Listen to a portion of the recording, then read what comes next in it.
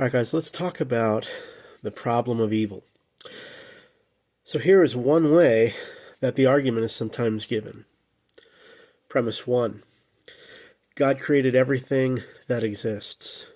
Premise 2. Evil exists. Conclusion. Therefore, God created evil. So how do we evaluate this argument? Well, let's look at premise 1. God created all things.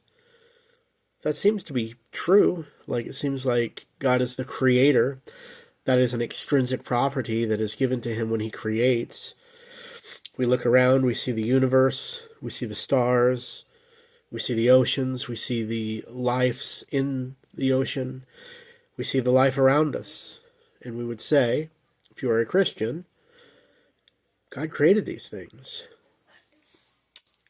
Not only did he create the physical things, but if you're a Christian, you also believe in things like the existence of angels, the existence of demons, that there is an afterlife. These things that are metaphysical realities, but they're non-physical.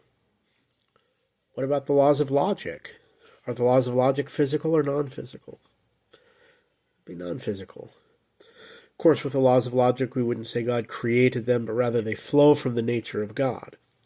But the point is, there are things that we see in the world around us that are physical, and we also believe that there are things that are non-physical that God created. So premise 1 seems to be true. What about premise 2? Evil exists. So premise 1, God created everything that exists. Premise 2, evil exists.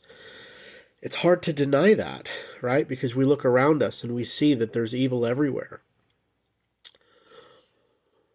We see different types of evil. We see tsunamis.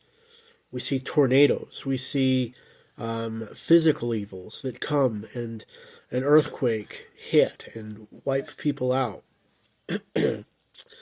We had flus and pandemics, not only in our recent days, but in the past, that took out a lot of people, right? So we have those kind of physical evils. Well, we also have moral evil, right? We also see people doing evil things to other people or to animals.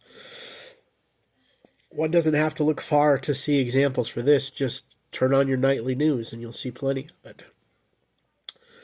So physical evil exists, moral evil exists, and so that evil exists seems to be pretty true. I don't think it's really something many people disagree with if you're a Christian.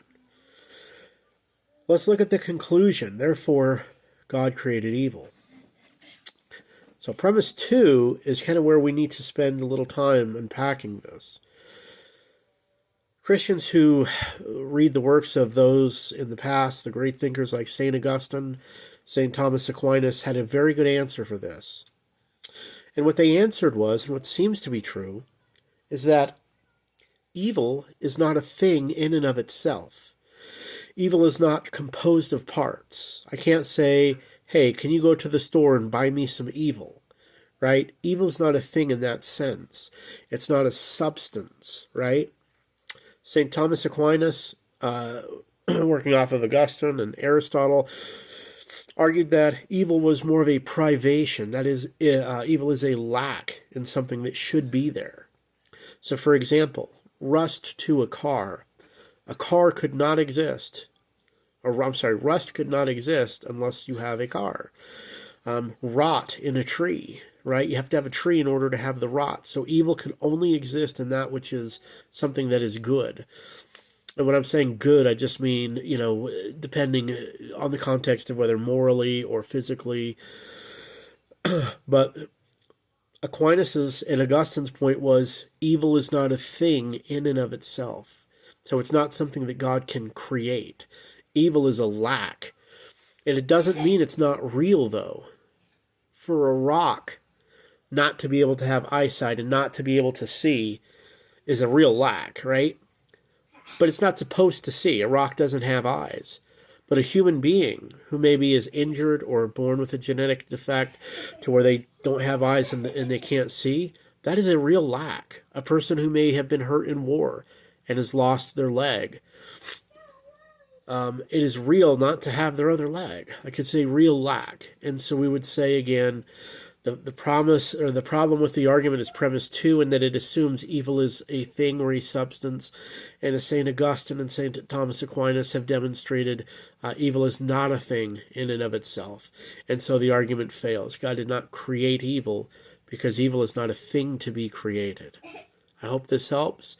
Feel free to share, like, subscribe, head over to my YouTube channel, Bellator Spiritus, where I'm having some really good discussions with some Muslim friends on the doctrine of Trinity versus Tawhid.